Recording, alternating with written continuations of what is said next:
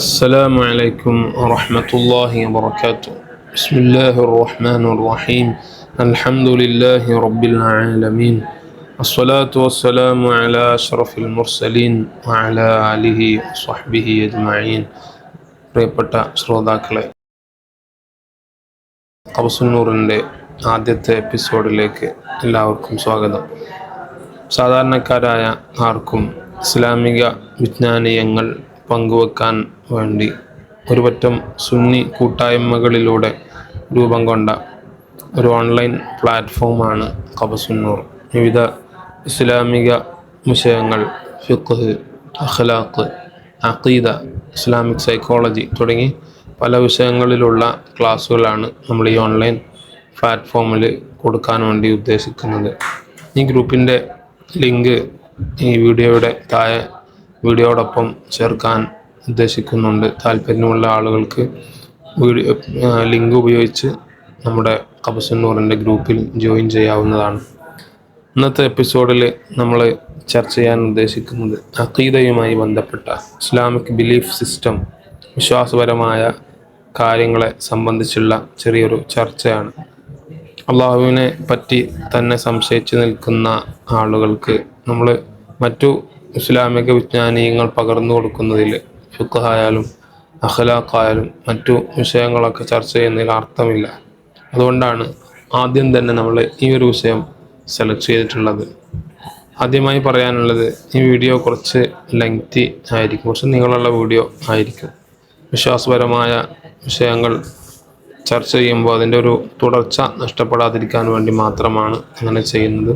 സൗകര്യപൂർവ്വം നിങ്ങൾക്ക് പോസ്റ്റ് ചെയ്തും മറ്റൊക്കെ ഇടയ്ക്കിടെ സൗകര്യപ്പെടുന്ന സമയത്ത് പൂർണ്ണമായും കേൾക്കാവുന്നതാണ്. തുടർന്നുള്ള വീഡിയോകൾ ഇൻഷാ അല്ലാഹ് വളരെ ഷോർട്ടായിട്ട്, ചെറിയ വീഡിയോ ആയിട്ട് തന്നെ ചെയ്യാൻ ശ്രമിക്കാം. ഞാൻ ആദ്യം നിങ്ങളൊരു കമൻറ്റ് വായിച്ച് കേൾപ്പിക്കാം. ഗാസയിലെ കുഞ്ഞുങ്ങളുടെ വിശപ്പും ദാഹവും മാറ്റാൻ കഴിയാത്ത ദൈവം ഭക്ഷണവും വെള്ളവും അത്യാവശ്യമെല്ലാമുള്ള നമ്മുടെ പ്രാർത്ഥന എങ്ങനെ കേൾക്കാനാണ്? ഇതൊരു സാധാരണ നമ്മൾ പ്രകൃതി ദുരന്തങ്ങളും അപകടങ്ങളൊക്കെ ചിത്രീകരിക്കുന്ന വീഡിയോകൾക്ക് താഴെ ഉണ്ടാവാറുള്ള ഒരു സാധാരണ കോമൺ ആയിട്ട് കാണുന്നൊരു കമൻറ്റുകളിൽപ്പെട്ട ഒരു കമൻറ്റാണ് ഞാൻ നിങ്ങളെ വായിച്ച് കേൾപ്പിച്ചത്.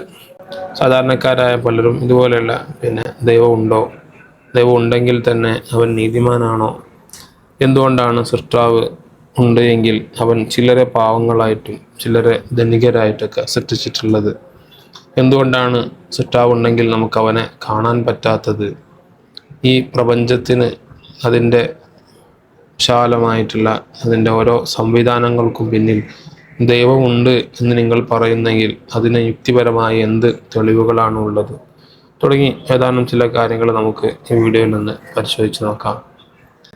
ദൈവം ഇല്ല എന്നാണല്ലോ സാധാരണ നമ്മുടെ നാട്ടിലെ യുക്തിവാദികളായാലും മതനിരാസ പ്രസ്ഥാനങ്ങളാണെങ്കിലൊക്കെ പറഞ്ഞുകൊണ്ടിരിക്കുന്നത്. ദൈവം ഇല്ല എന്ന് പറയുകയാണെങ്കിൽ പിന്നെ ഈ പ്രപഞ്ചം അതെങ്ങനെയാണ് സംവിധാനിക്കപ്പെട്ടത് എന്നൊരു ചോദ്യം ബാക്കിയുണ്ടാകും. ദൈവമില്ല എന്ന് പറയുകയാണെങ്കിൽ പിന്നെ അത് സ്വയമേ ഉണ്ടാവണം. യാദൃശ്ചികമായിട്ട് ഇത്രയും വിശാലമായ പ്രപഞ്ചം സ്വയം ഉണ്ടായിരിക്കണം. അങ്ങനെ പറയാൻ നമുക്ക് സാധിക്കുമോ? അപ്പോൾ എന്താണ് അതിനു മുമ്പ് എന്താണ് ഈ യാദൃശ്ചികത എന്ന് മനസ്സിലാക്കാൻ വേണ്ടിയിട്ട് ഞാൻ ഏതാനും ചില ഉദാഹരണങ്ങൾ നിങ്ങളുടെ മുമ്പിൽ വിവരിക്കാം. ഞാൻ പറയുന്ന കാര്യങ്ങൾ നിങ്ങൾ ഭാവനയിൽ കാണുക. നല്ല ഹൈറ്റുള്ള വലിയ മല, ആ മലയുടെ മുകളിൽ ഒരു പ്രത്യേക രൂപമോ അല്ലെങ്കിൽ ഷേപ്പോ ഒന്നും ഇല്ലാത്ത നല്ല കൂർത്ത അരികുകൾ ഉള്ള ഒരു കല്ല് ഉണ്ടായിരുന്നു. അതിലൂടെ അങ്ങനെ സഞ്ചരിക്കുന്ന ഒരു ആടിൻ്റെ കാലിൽ തട്ടിയിട്ട് ആ കല്ല് മലമുകളിൽ നിന്ന് താഴെ ഉരുണ്ട് മലയുടെ താഴ്വാരത്തിലൂടെ ഒഴുകിക്കൊണ്ടിരിക്കുന്ന നല്ല ശക്തമായ കുത്തൊഴുക്കുള്ള ഒരു അരുവിയിൽ അത് ചെന്ന് വീഴുന്നു. അപ്പോൾ ഈ കുത്തൊഴുക്കിൽ അരുവിയിലുള്ള മറ്റു കല്ലുകളിലൊക്കെ തട്ടിയും ഉരസിയും ഒക്കെ അതിൻ്റെ വളരെ കൂർത്ത മുനകൾ എല്ലാം നഷ്ടപ്പെട്ട് നല്ലൊരു മിനുസമുള്ള നല്ല ഒന്നാന്തരം ഒരു ചരൽക്കല്ലായിട്ട് അല്ലെങ്കിൽ ഒരു ബൗൾഡർ സ്റ്റോണായിട്ട് ആ കല്ല് മാറുന്നു. ഇവിടെ നിങ്ങളൊന്ന് ആലോചിച്ച് നോക്കൂ, എങ്ങനെയാണ് നല്ല കൂർത്ത അരികുകളുള്ള ഒരു പാറക്കഷ്ണം, അതൊരു വളരെ സോഫ്റ്റ് എഡ്ജുകളൊക്കെ ഉള്ള അല്ലെങ്കിൽ വളരെ മിനുസമുള്ള അരികുകളൊക്കെ ഉള്ള ഒരു ചരൽക്കല്ലായി മാറിയത്. പ്രത്യക്ഷത്തിൽ നമുക്ക് ഇതൊരു യാദൃശ്ചികമായ ഒരു സംഗതിയായിട്ട് കാണാൻ പറ്റും. നമുക്ക് വേറൊരു ഉദാഹരണം നോക്കാം. നല്ല ഹൈറ്റുള്ള ഒരു കുന്നിൻ മുകളിൽ നിന്നും താഴോട്ട് കുറേ നല്ല പരുപരുത്ത പ്രതലങ്ങളുള്ള ലോഹത്തകിടുകൾ താഴോട്ട് ഇങ്ങനെ അടുക്കി നീട്ടി വെച്ചിട്ടുണ്ട് എന്ന് കരുതുക. മലയുടെ മുകളിൽ നിന്നും താഴ്വാരം വരെ നല്ല നീളത്തിൽ പരുപരുത്ത പ്രതലങ്ങളുള്ള ലോഹത്തിൻ്റെ തകിടുകൾ അങ്ങനെ നീളത്തിൽ അങ്ങനെ നീട്ടി വെച്ചിട്ടുണ്ടെന്ന് കരുതുക. കുന്നിന് മുകളിൽ നിന്നും എങ്ങനെയോ ഒക്കെ താഴെ വീണ ഒരു ഇരുമ്പിൻ്റെ കഷ്ണം ഈ പരുപരുത്ത ലോഹത്തകിടുകളിൽ ഇങ്ങനെ ഉരസി താഴോട്ട് നീങ്ങുമ്പോൾ അത് താഴെ എത്തിയപ്പോൾ അരികുകൾ ഒക്കെ നല്ല മൂർച്ചയുള്ള ഒരു കൂർത്ത ഇരുമ്പിൻ്റെ ഒരു ആയുധമായി അത് മാറി സങ്കല്പിക്കുക. ഇനി ആ ഇരുമ്പിൻ കഷ്ണം നമ്മൾ ഉപയോഗിച്ചിട്ട് വല്ലതും മുറിക്കുകയാണെങ്കിൽ അത് നല്ല കത്തി പോലെ നല്ല ഷാർപ്പായിട്ടുള്ള ഒരു ആയുധമായിട്ട് നമുക്കതിനെ ഉപയോഗപ്പെടുത്താം. എങ്ങനെയാണ് ഒരു സാധാരണ ഇരുമ്പിൻ കഷ്ണം ഇതുപോലെ ഒരു നല്ല മൂർച്ചയുള്ള ഒരു ആയുധമായിട്ട് ഇത് മാറിയത്? അതും പ്രത്യക്ഷത്തിൽ നമുക്കൊരു യാദൃശ്ചികമായിട്ട് നമുക്കതിനെ കാണാൻ പറ്റും. ഇങ്ങനെയാണ് യാദൃശ്ചികമായിട്ടാണ് നമ്മളീ കാണുന്ന പ്രപഞ്ചമുണ്ടായത് എന്ന് നമുക്ക് സങ്കല്പിക്കാൻ കഴിയുമോ? നമ്മൾ മനുഷ്യർ നോക്കുന്ന ഏതു ഭാഗത്തും അത്ഭുതകരമായ അത്ഭുതങ്ങൾ നിറച്ചു വെച്ച സൃഷ്ടികളാണ് നമ്മൾ ഈ പ്രപഞ്ചത്തിൽ കാണുന്നത്. ഇഷ്ടംപോലെ താരകങ്ങൾ, നീലാകാശം, ആർത്തിറമ്പി വരുന്ന തിരമാലകൾ നിറഞ്ഞ കടൽ, വിശാലമായ മരുഭൂമികൾ, വൈവിധ്യമാർന്ന ജീവജാലങ്ങൾ തുടങ്ങി ഈ പ്രപഞ്ചത്തിൽ ഉൾക്കൊള്ളിച്ച എല്ലാ കാര്യങ്ങളും ഒക്കെ ഇതുപോലെ ഒരു നാളിൽ യാദൃശ്ചികമായി കുറേ കാലമെടുത്താണെങ്കിൽ പോലും യാദൃശ്ചികമായി ഉണ്ടായതാണ് എന്നൊക്കെ പറയാൻ നമുക്ക് സാധ്യമാകുമോ?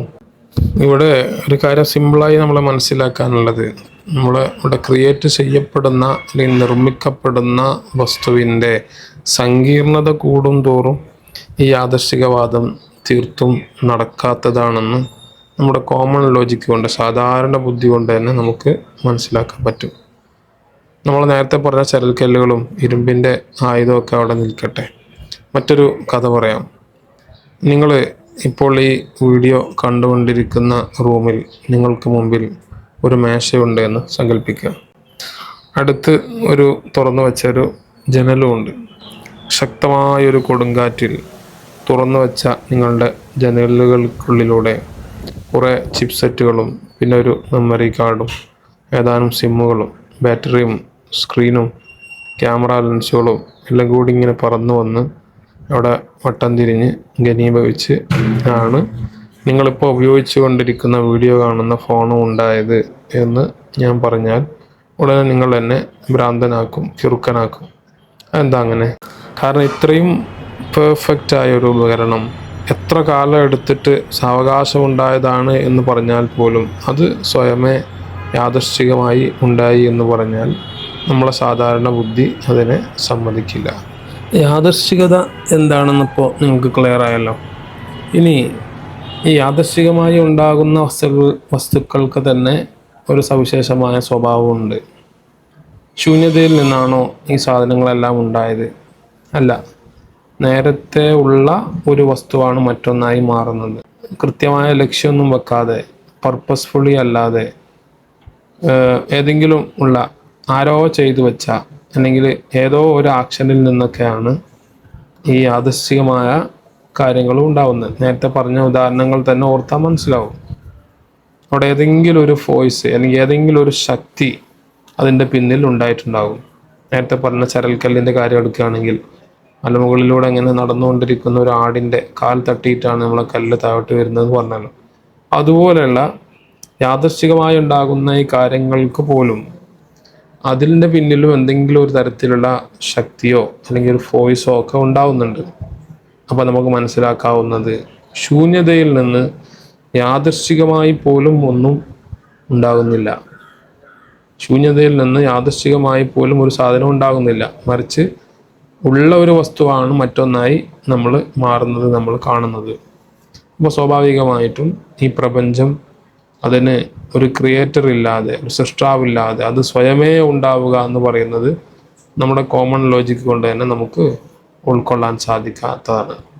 താരതമ്യേന വളരെ ചെറിയ ഒരു മൊബൈൽ അതുതന്നെ യാദൃശ്ചികമായി സ്വയം ഉണ്ടായതാണ് എന്ന് വിശ്വസിക്കാൻ നമ്മുടെ ലോജിക്ക് സമ്മതിക്കുന്നില്ല എങ്കിൽ അപ്പോൾ എങ്ങനെയാണ് ഇത്രയും പ്രവിശാലമായി കിടക്കുന്ന ഈ പ്രപഞ്ചം അത് സ്വയമേ ഉണ്ടായതാണെന്ന് നമ്മൾ വിശ്വസിക്കുക?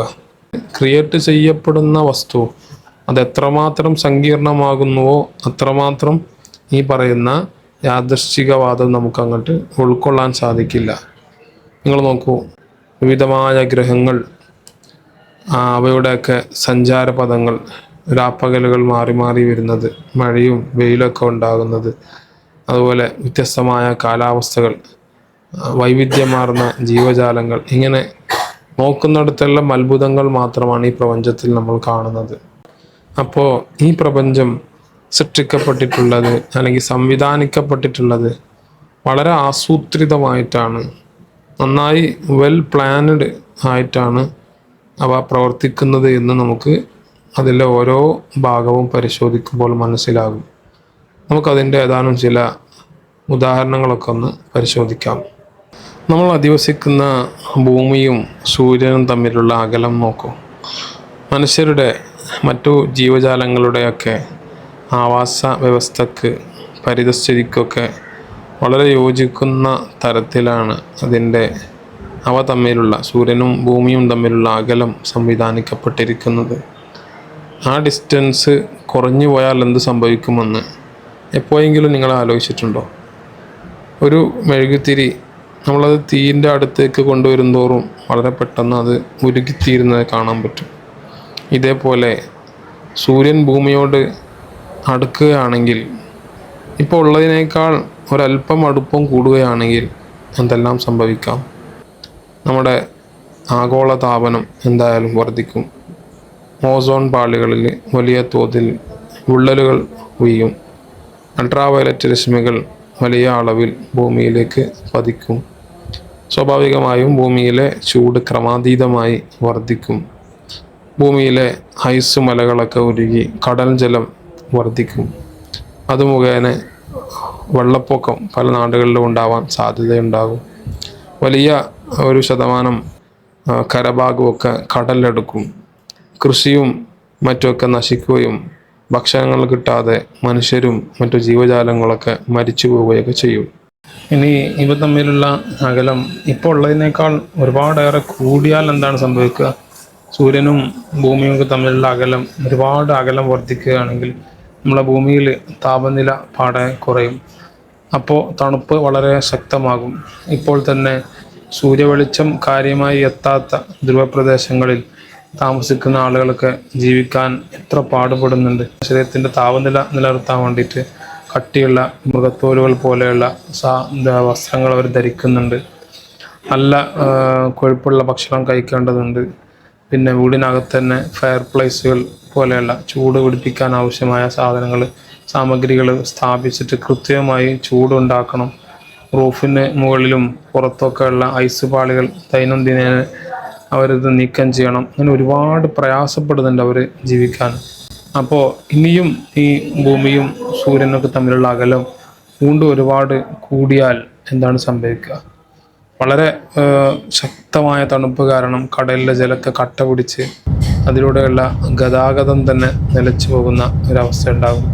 മാത്രമല്ല, ഈ സൂര്യൻ്റെ വെളിച്ചം കുറയുന്നതനുസരിച്ച് അങ്ങനെ ഭൂമിയിൽ ഉള്ള വിവിധ ചെടികൾ, വൃക്ഷങ്ങളൊക്കെ വളരാൻ, കാർഷിക വിളകളൊക്കെ ഇല്ലാതാകാനൊക്കെ വളരെ കാരണമാകും. കാരണം സൂര്യൻ്റെ വെളിച്ചം വളരെയധികം ചെടികൾക്ക് ഊർജം നൽകുന്ന പ്രധാനപ്പെട്ട ഒരു സ്രോതസ്സാണ്. ചെറിയ പുസ്തകങ്ങളിലും മറ്റൊക്കെ നമ്മൾ പ്രകാശ സംശ്ലേഷണം എന്ന് പറയുന്ന ചെടികളുടെ വളർച്ചയുടെ പ്രധാനപ്പെട്ട നിദാനമാണ് സൗരോർജം എന്ന് നമ്മൾ പഠിച്ചതാണ്.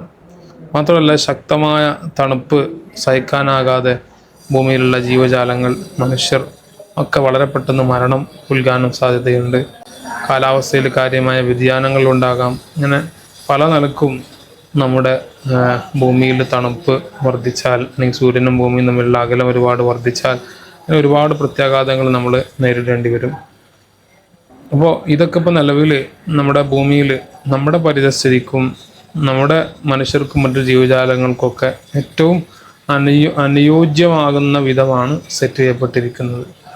അതാണ് ഞാൻ പറഞ്ഞു വന്നത്. ഇനി അതിന് വേറൊരു ഉദാഹരണം നോക്കാം. അല്ലാഹു തആല അല്ലെങ്കിൽ ഈ ഭൂമിയുടെ ഒരു സൃഷ്ടാവ് അല്ലെങ്കിൽ പ്രപഞ്ചത്തിൻ്റെ സൃഷ്ടാവ് ഓരോ കാര്യങ്ങളിലും അവൻ്റെ കൃത്യമായ പ്ലാനിങ് ഇത്രമാത്രം മഹോന്നതമാണ് എന്ന് കാണിക്കുന്ന വേറൊരു ഉദാഹരണം കാണിക്കാം. നമ്മൾ എപ്പോഴും പറയുന്ന ഒരു കാര്യമാണ് ഗ്രാവിറ്റി അഥവാ ഭൂഗുരുത്വാകർഷണ ബലം എന്ന് പറയുന്ന സംഭവം.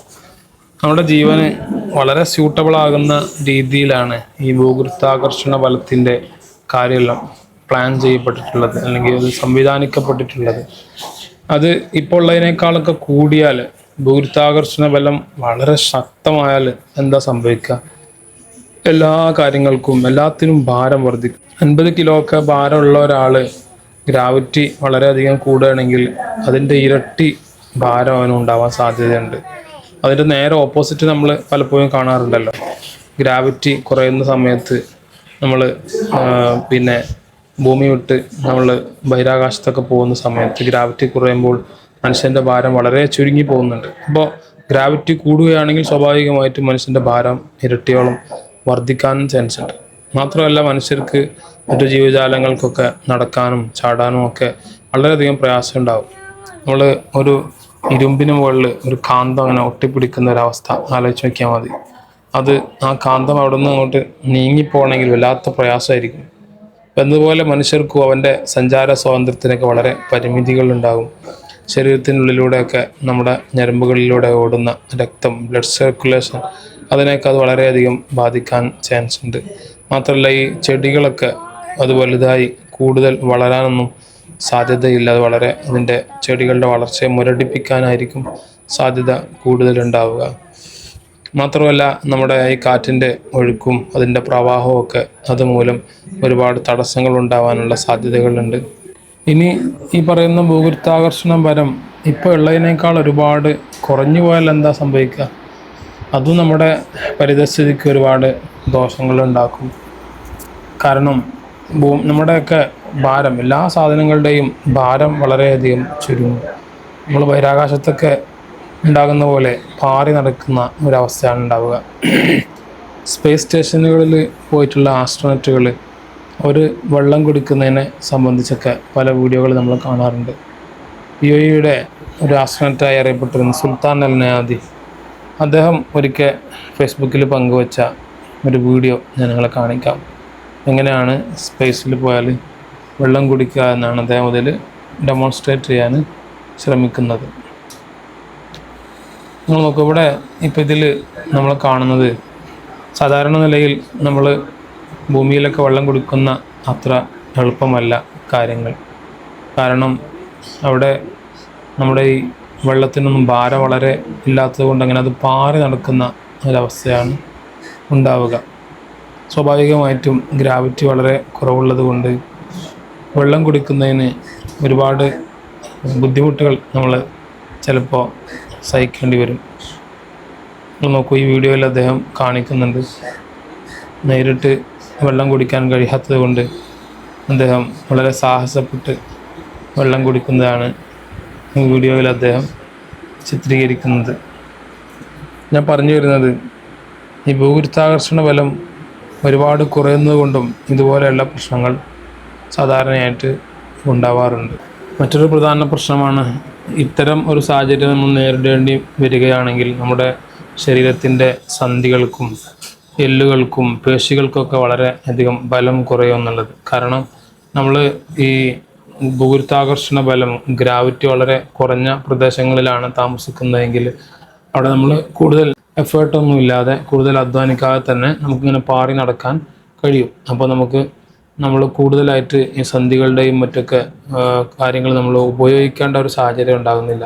അതുകൊണ്ടാണ് ഈ അടുത്ത് നമ്മുടെ ബഹിരാകാശത്ത് നിന്നും ഭൂമിയിലേക്ക് തിരിച്ചെത്തിയ ഇന്ത്യൻ ഒറിജിനായിട്ടുള്ള ആസ്ട്രോനറ്റ് സുനിത വില്യംസും സംഘമൊക്കെ അങ്ങോട്ട് മടങ്ങി വന്നപ്പോൾ പത്രങ്ങളിലൊക്കെ നമ്മൾ വായിച്ചിരുന്നു, അവർക്ക് അടുത്ത കാലത്തൊന്നും പുറത്തിറങ്ങി സ്വതന്ത്രമായിട്ട് അങ്ങനെ നടക്കാനാവില്ല, മറിച്ച് അവർ അവിടുത്തെ സയൻറ്റിസ്റ്റുകളുടെ നിരീക്ഷണത്തിൽ കുറച്ചു കാലം കഴിയേണ്ടി വരും. കാരണം ഭൂമിയിലെ വളരെ പിന്നെ സ്പേസിനെ അപേക്ഷിച്ച് നോക്കുമ്പോൾ ഭൂമിയിലെ ഗ്രാവിറ്റി വളരെയധികം കൂടുതലാണ്. അപ്പോൾ നമ്മൾ അവിടെ എത്തി നടക്കാനും പിന്നെ ഓടാനും ചാടാനും ഒക്കെ നമ്മൾ ഒരുപാട് ഇവിടുത്തെ ഗ്രാവിറ്റിയുമായി നമ്മൾ പൊരുത്തപ്പെടാനുണ്ട്. അതുകൊണ്ട് അവർക്ക് വളരെ പെട്ടെന്ന് അങ്ങോട്ട് നടക്കാനും മറ്റൊക്കെ പ്രയാസമായിരിക്കും എന്നൊക്കെ നമ്മൾ പത്രങ്ങളിലും മറ്റൊക്കെ വായിച്ചു.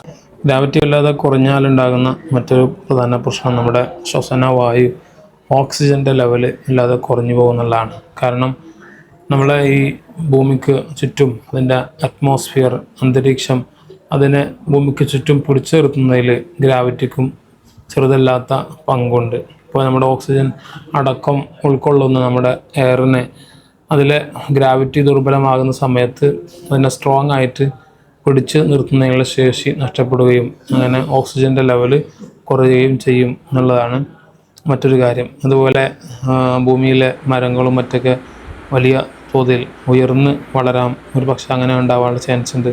മാത്രമല്ല നമ്മുടെ ഭൂമിയിലെ വിവിധ ബിൽഡിങ്ങുകൾ അതുപോലെ മലകളൊക്കെ പെട്ടെന്ന് തകരാനുള്ള സാധ്യതയുണ്ട്. കാരണം ഈ ഗ്രാവിറ്റിയാണ് ഭൂമിയുടെ അന്തർഭാഗത്തേക്ക് എല്ലാ സാധനങ്ങളെയും വളരെ സ്ട്രോങ് ആയി വലിച്ച് ശക്തമായി ഉള്ളിലേക്ക് വലിച്ചു പിടിക്കുന്നത്. സ്വാഭാവികമായിട്ടും അത് ദുർബലമാകുന്ന സമയത്ത് ചെറിയൊരു ഒരു ഭൂകമ്പമോ അല്ലെങ്കിൽ ചെറിയൊരു കാരണമോ ഒക്കെ ഉണ്ടാകുമ്പോഴേക്കും ഭൂമിയും അതുപോലെയുള്ള കൂറ്റൻ വസ്തുക്കളൊക്കെ വളരെ പെട്ടെന്ന് തകരാനുള്ള സാധ്യതകളുണ്ടാകും. ഇപ്പം നമ്മൾ സംസാരിച്ച ഗ്രാവിറ്റിയുമായി ചേർന്ന് നിൽക്കുന്ന മറ്റൊരു ഉദാഹരണം പറയാം. അല്ലാഹു സുബ്ഹാനഹു വ തആല ഈ ഭൂമിയെ എങ്ങനെയാണ് മനുഷ്യർക്കും മറ്റു ജീവജാലങ്ങൾക്കൊക്കെ വസിക്കാൻ ഉതകുന്ന രൂപത്തിൽ വളരെ കൃത്യമായി പ്ലാൻ ചെയ്തിരിക്കുന്നതെന്ന് മനസ്സിലാക്കാം. അഥവാ മനുഷ്യരും മറ്റു ജീവജാലങ്ങൾക്കും വസിക്കാൻ ഉതകുന്ന ഏക ഗ്രഹമാണല്ലോ നമ്മുടെ ഭൂമി. അതുകൊണ്ട് തന്നെ ഈ ഭൂമിയിലും അതിന് ചുറ്റിലും അല്ലാഹു സുബ്ഹാനഹു വ തആല മനുഷ്യർക്ക് ആവശ്യമായ അളവിൽ ഓക്സിജന് സംവിധാനിക്കപ്പെട്ടിട്ടുണ്ട്. അതുകൊണ്ട് തന്നെയാണ് ഭൂമിയിൽ പിന്നെ നേരത്തെ പറഞ്ഞ ഗ്രാവിറ്റി ഉണ്ട്.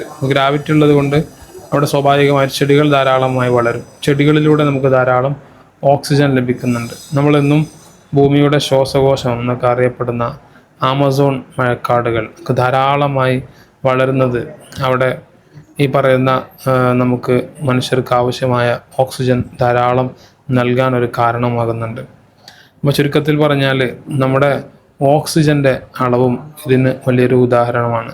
മനുഷ്യർക്ക് വസിക്കാനും മറ്റു ജീവജാലങ്ങൾക്ക് വസിക്കാനും ഒക്കെ അവരുടെ ഗ്രഹത്തിനോട് ചേർന്നും അതിനുള്ളിലും ഒക്കെ അല്ലാഹു തആല ധാരാളം ആവശ്യമായ ശ്വാസവായു നൽകിയിട്ടുണ്ട്. അതേസമയം നമ്മൾ ഈ ഭൂമിയിൽ നിന്ന് പുറത്തു പോകുമ്പോൾ ശൂന്യാകാശത്തിലേക്ക് ഔട്ടർ സ്പേസിലേക്കൊക്കെ നമ്മൾ പോകുമ്പോൾ അവിടെ നമുക്ക് വേണ്ടത്ര ശ്വസിക്കാൻ പറ്റാവുന്ന ബ്രീത്തബിൾ ആയിട്ടുള്ള ഓക്സിജൻ ഇല്ല എന്നുള്ളതാണ്. ഗ്രാവിറ്റി ഇല്ല, അതുപോലെ അവിടെ പ്ലാന്റുകളില്ല. സ്വാഭാവികമായിട്ടും അവിടെ മനുഷ്യൻ ശ്വസിക്കാൻ പറ്റാവുന്ന തരത്തിലുള്ള ഓക്സിജൻ്റെ ലെവലും വളരെ കുറവാണ്. അതുകൊണ്ടാണ് നമ്മൾ സ്പേസിലേക്കൊക്കെ പോകുമ്പോൾ ആസ്ട്രോനട്സൊക്കെ അവർ പോകുന്ന സമയത്ത് അവരുടെ പ്രത്യേകമായിട്ടുള്ള സ്പേസ് സ്യൂട്ടുകളൊക്കെ ധരിച്ചിട്ടാണ് അവർ പോകാറുള്ളത്. ഇങ്ങനെ നമ്മൾ ഓരോന്നും ചിന്തിക്കുമ്പോൾ ഈ ഭൂമി മനുഷ്യനും മറ്റു ജീവജാലങ്ങൾക്കൊക്കെ താമസിക്കാൻ അനുയോജ്യമാം വിധം അതിവിശിഷ്ടമായി ഒരുക്കപ്പെട്ടിരിക്കുന്നത് കാണാൻ പറ്റും. ഭൂഗുരുത്വാകർഷണ ബലത്തിൻ്റെ കാര്യമായാലും ഭൂമിയിൽ നിന്ന് സൂര്യനിലേക്കുള്ള ദൂരത്തിൻ്റെ അളവിൻ്റെ വിഷയത്തിലായാലും അതുപോലെ നമ്മുടെ ഈ അന്തരീക്ഷത്തിലുള്ള വിവിധ ഗ്യാസുകൾ, ഓക്സിജൻസ്, കാർബൺ ഡൈ ഓക്സൈഡ് തുടങ്ങിയവയൊക്കെ ഒരു തരത്തിലും മനുഷ്യർക്ക് ഹാനികരമാകാത്ത രൂപത്തിൽ അവരുടെ ജീവന് അനുയോജ്യമാകുന്ന രൂപത്തിലൊക്കെ സംവിധാനിക്കപ്പെട്ടത് നമുക്ക് കാണാൻ പറ്റും. ഇതെല്ലാം കൃത്യമായും നമുക്ക് ഒരു സൃഷ്ടാവിലൂടെ തന്നെയാണ് ഈ പ്രപഞ്ചം ഉണ്ടാകാനാവുക എന്ന് തെളിയിക്കുന്നുണ്ട്. കുട്ടികൾ മണ്ണുകൾ കൂട്ടി ചിരട്ടകൾ വെച്ച് മണ്ണപ്പം ചൂടുന്നത് നമ്മൾ പലപ്പോഴും കാണാറുണ്ട്. അവ നേരം പോക്കിന് വെറുതെ അവർ പടച്ചുണ്ടാക്കുന്നതാണ്. അതുപോലെ ഒരു ലക്ഷ്യവും ഇല്ലാതെ വെറുതെ പഠിച്ചതാണോ ഈ ലോകം? ഒരിക്കലും അല്ല. നമ്മിലേക്ക് തിരിയുന്ന ചില ചോദ്യശരങ്ങൾ ഇതേപ്പറ്റി ഖുർആനിൽ കാണാൻ പറ്റും. ബിസ്മില്ലാഹിർ റഹ്മാനിർ റഹീം. അഫഹസിബ്തും അന്നമാ ഖലഖനാകും അബസൻ വഅന്നകും ഇലൈനാ ലാ തുർജഊൻ. സൂറത്തുൽ മുഅ്മിനൂനിൻ്റെ 115ാമത്തെ സൂക്തം. അതിൽ സൃഷ്ടാവ് ചോദിക്കുന്നുണ്ട്, നിങ്ങളെ വെറുതെ ലക്ഷ്യമൊന്നുമില്ലാതെ പഠിച്ചതാണ് എന്ന് നിങ്ങൾ കരുതുന്നുണ്ടോ? നിങ്ങളെ ഒരിക്കലും സുറ്റാവിലേക്ക് മടക്കപ്പെടില്ല എന്നും നിങ്ങൾ വിചാരിക്കുന്നുണ്ടോ? മനുഷ്യൻ്റെ പടച്ച് ഭൂമിയിൽ അല്ലാഹു തആല അയച്ചത് വിവിധ തരത്തിലുള്ള പരീക്ഷണങ്ങൾക്ക് വിധേയമാക്കാൻ വേണ്ടിയാണ്. അവൻ ദൈവത്തെ അംഗീകരിക്കുമോ, അവൻ അള്ളാഹുവിന് വഴിപ്പെടുമോ എന്ന് നിരന്തരം അവൻ നിരീക്ഷിക്കുകയാണ്. ഒരു എക്സാം ഹാളിലിരിക്കുന്ന വിദ്യാർത്ഥികളെ പോലെയാണ് നമ്മൾ ഓരോരുത്തരും.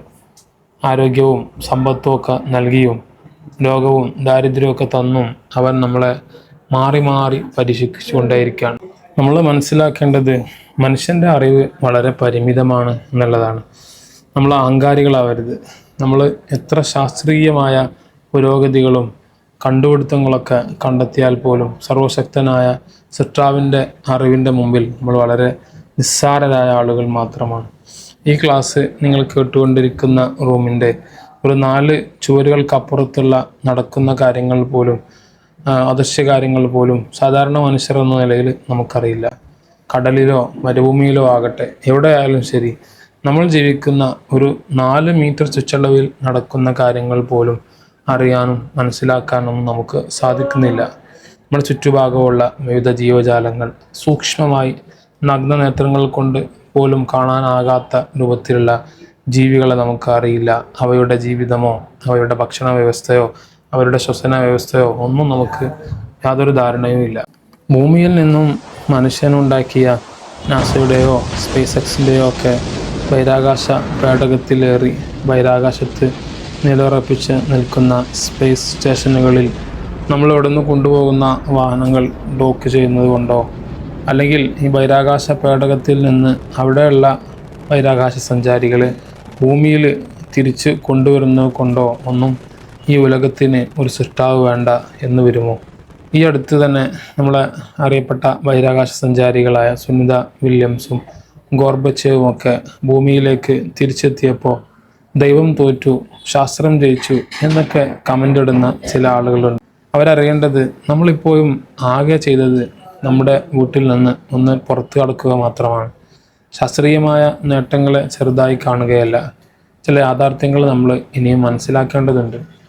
ഒരു കിണറ്റിലേക്ക് ഊർന്നിറങ്ങി വരുന്ന തൊട്ടിക്കയറിൽ പിടിച്ച് കിണറ്റിന് മുകളിൽ ആദ്യമായി എത്തിയ ഒരു തവള പുറം ലോകത്തെ അതിർപ്പങ്ങൾ കണ്ട് അത്ഭുതങ്ങൾ കൊള്ളുന്ന ഒരവസ്ഥയിൽ മാത്രമാണ് നമ്മളിപ്പോഴും ഉള്ളത്. നമ്മൾ എവിടെയൊക്കെയോ എത്തി എന്ന് നാം വെറുതെ അഹങ്കരിക്കുകയാണ്. ഒരു വിശാലമായ ഗാലക്സിയിലെ ഒരു പൊട്ടുപോലെ മാത്രം കാണുന്ന ഭൂമിയുടെ ഉള്ളിൽ കഴിയുന്നവർ മാത്രമാണ് മനുഷ്യരായ നമ്മൾ. The farthest away pictures of earth ever taken. ഇതൊന്ന് നമ്മൾ ടൈപ്പ് ചെയ്ത് ഗൂഗിളിൽ നമ്മളൊന്ന് സെർച്ച് ചെയ്താൽ നമുക്ക് ഈ വെബ്സൈറ്റ് ലഭിക്കും. അതിൽ ഭൂമിയുടെ വളരെ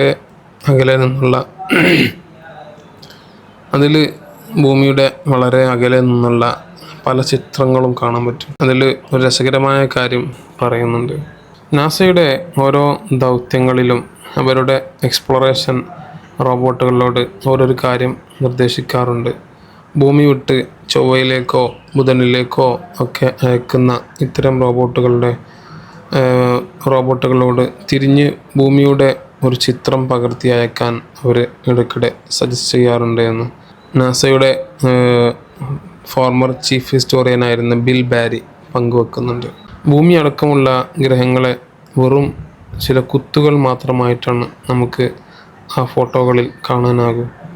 അങ്ങനെ അവർ പകർത്തിയ ചൊവ്വയുടെ ചക്രവാളത്തിന് മുകളിൽ കാണുന്ന ഈ ചെറിയൊരു ഡോട്ട്, സ്ക്വയറിൽ കാണുന്ന ചെറിയൊരു ഡോട്ട് ആണ് നമ്മുടെ ഈ പ്രവിശാലമായ ഭൂമി. രസകരമായൊരു കാര്യം, ഇത്രമാത്രം ചെറുതാണ് നമ്മുടെ ഈ ഭൂമി. സൂര്യൻ്റെ വളരെ അടുത്തുള്ള ഗ്രഹം ആണ് ബുധൻ. അതിനെ കുറിച്ച് പഠിക്കാൻ വേണ്ടി നാസ അയച്ച ഒരു സ്പേസ് ക്രാഫ്റ്റ് റോബോട്ട് പകർത്തിയ വളരെ അകലെ നിന്നുള്ള ഭൂമിയുടെയും ചന്ദ്രൻ്റെയും ചിത്രമാണ് താഴെ. ഏറ്റവും മുകളിൽ ഇടതുവശത്ത് നിങ്ങൾ കാണുന്ന ഭൂമിയും വലതുവശത്ത് താഴ്ഭാഗത്ത് നിങ്ങൾ കാണുന്നത് ഭൂമിയുടെ ഉപഗ്രഹമായ ചന്ദ്രനെയുമാണ്. എന്ന് വെച്ചാൽ നമ്മുടെ ഈ പ്രവിശാലമായ നമ്മളീ കാണുന്ന ഭൂമി അനന്തമായ ഗാലക്സിയിലെ ഒരു പൊട്ടു മാത്രമാണ്. ആ ഭൂമിക്ക് അകത്തും പുറത്തുമായി നമ്മളറിയാത്ത പല ലോകങ്ങളുണ്ട്.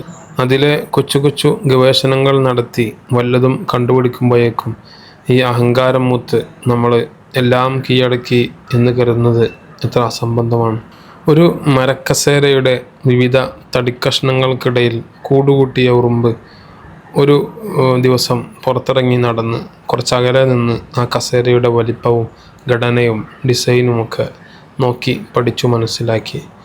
എങ്ങനെയാണ് അതിൻ്റെ തടിക്കഷ്ണങ്ങൾ ആണി വച്ച് ചേർത്ത് വച്ചിരിക്കുന്നത്, എങ്ങനെയാണ് അതിൻ്റെ കാലുകൾ പിടിപ്പിച്ചിരിക്കുന്നത്, അതിൻ്റെ രൂപകൽപ്പന എങ്ങനെ നിർവഹിക്കപ്പെട്ടിരിക്കുന്നു, ഇങ്ങനെ സകലതും ഈ ഉറുമ്പ് മനസ്സിലാക്കിയാലും ആ കസേര നിർമ്മിക്കാൻ ഒരു ആശാരി വേണ്ട എന്ന് വരുമോ? ഇതുവരെ പറഞ്ഞതിൽ നിന്ന് ഈ പ്രപഞ്ചത്തിൻ്റെ സൃഷ്ടി വൈഭവത്തിന് പിന്നിൽ സമർത്ഥനായ ഒരു ദൈവം, ഒരു ശക്തി ഉണ്ടെന്ന് വന്നല്ലോ. അപ്പോൾ ഇനി അടുത്ത ചോദ്യമാണ്, ദൈവം ഉണ്ടെങ്കിൽ എന്താണ് അവനെ കാണാൻ പറ്റാത്തത്? നമ്മൾ കാണാത്തതൊക്കെ ഇല്ല എന്ന് പറയാനാകുമോ? നമ്മൾ ഗ്രാവിറ്റിയെ കണ്ടിട്ടുണ്ടോ? നമ്മൾ ആത്മാവിനെ കണ്ടിട്ടുണ്ടോ? നമ്മൾ ബുദ്ധിയെ കണ്ടിട്ടുണ്ടോ? ഇല്ല.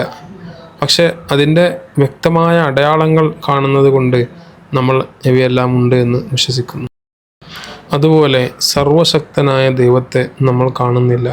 പക്ഷേ പ്രപഞ്ചത്തിലെ സൃഷ്ടിപ്പിൻ്റെ ആസൂത്രണ മികവിലും ജീവജാലങ്ങളിലൊക്കെ നമ്മൾ ഒരു സർവശക്തനായ സൃഷ്ടാവിൻ്റെ ഉണ്മയെ മനസ്സിലാക്കുന്നു.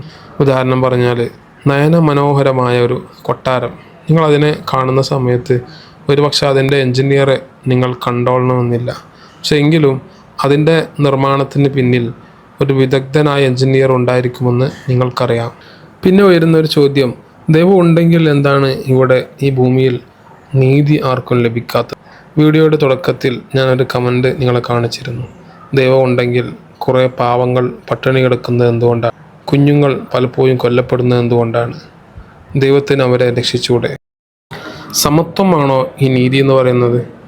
എല്ലായിടത്തും സമത്വത്തിന് വേണ്ടിയുള്ള മുറവിളികളാണ്. നീതി എന്നാൽ എല്ലാ ആളുകളും എല്ലാ കാര്യത്തിലും തുല്യരായിരിക്കണം എന്നാണോ അർത്ഥമാക്കുന്നത്? അല്ല, മറിച്ച് നീതി എന്നാൽ ഓരോ വ്യക്തിക്കും അവനവന് അനുയോജ്യമായത് നൽകപ്പെടുകയും അവനെ ഏൽപ്പിച്ചിരിക്കുന്നതനുസരിച്ച് അവന് കിട്ടിയതനുസരിച്ച് വിചാരണ ചെയ്യപ്പെടുകയും ചെയ്യുക എന്നുള്ളതാണ്. ഉദാഹരണത്തിന്, നമ്മൾ ഒരു പരീക്ഷയിലിരിക്കുന്ന മുഴുവൻ കുട്ടികൾക്കും 95 അല്ലെങ്കിൽ 100 മാർക്ക് കൊടുക്കുക എന്നുള്ളത് നീതി ആണോ? ഒരിക്കലുമല്ല. മറിച്ച് ഓരോരുത്തർക്കും അവരവരുടെ പരിശ്രമത്തിനും അധ്വാനത്തിനും അനുസരിച്ച് മാർക്ക് നൽകുന്നതാണ് കൂടുതൽ നീതിപരം ആയിട്ടുള്ളത്. ഐഹികമായ ഈ ജീവിതത്തിൽ നമ്മളും ഇതുപോലെ പരീക്ഷയിലാണ്. ബുദ്ധിശക്തി, പണം, അധികാരം എന്നിവയിലൊക്കെ ആളുകൾ വ്യത്യസ്തരാണ്. ചില ആളുകൾക്ക് നല്ല ബുദ്ധിശക്തി ഉണ്ടാവും, ചില ആളുകൾക്ക് വളരെ കുറഞ്ഞ ബുദ്ധിയേ ഉണ്ടാവുകയുള്ളൂ, ചില ആളുകൾക്ക് ധാരാളം പണം ഉണ്ടാവും, ചില ആളുകൾ വളരെ ദരിദ്രരാണ്. എന്നാൽ ഇതെല്ലാം സൃഷ്ടാവിൻ്റെ വ്യത്യസ്ത തരത്തിലുള്ള പരീക്ഷണമാണ്. അപകടങ്ങളും പട്ടിണിയും പ്രകൃതി ദുരന്തങ്ങളും അനീതിയുള്ള വ്യവസ്ഥകളുമൊക്കെ പ്രാപഞ്ചിക പ്രതിഭാസങ്ങൾ മാത്രമാണ്. ഒന്നും ദൈവം ഇല്ല എന്നതിന് തെളിവാകുന്നില്ല. അമ്പിയാക്കളിൽ തന്നെ പലരും കൊല്ലപ്പെട്ടിട്ടില്ലേ? സക്കരിയ നബി അലൈഹി സ്വലാമിൻ്റെയും യഹ്യാ നബി അലൈഹി സ്വലാമിൻ്റെയൊക്കെ ചരിത്രം നമുക്ക് മുമ്പിലുണ്ട്. ത്വായിഫിലേക്കുള്ള യാത്രാവേളയിലും ഉഹുദ് യുദ്ധത്തിലും നബിതങ്ങൾക്ക് തന്നെ പല പ്രയാസങ്ങളും നേരിടേണ്ടി വന്നിട്ടില്ലേ? പരീക്ഷണങ്ങൾ ഈ ലോകത്ത് സൃഷ്ടാവിൻ്റെ ഒരു പ്രകൃതി നിയമമാണ്.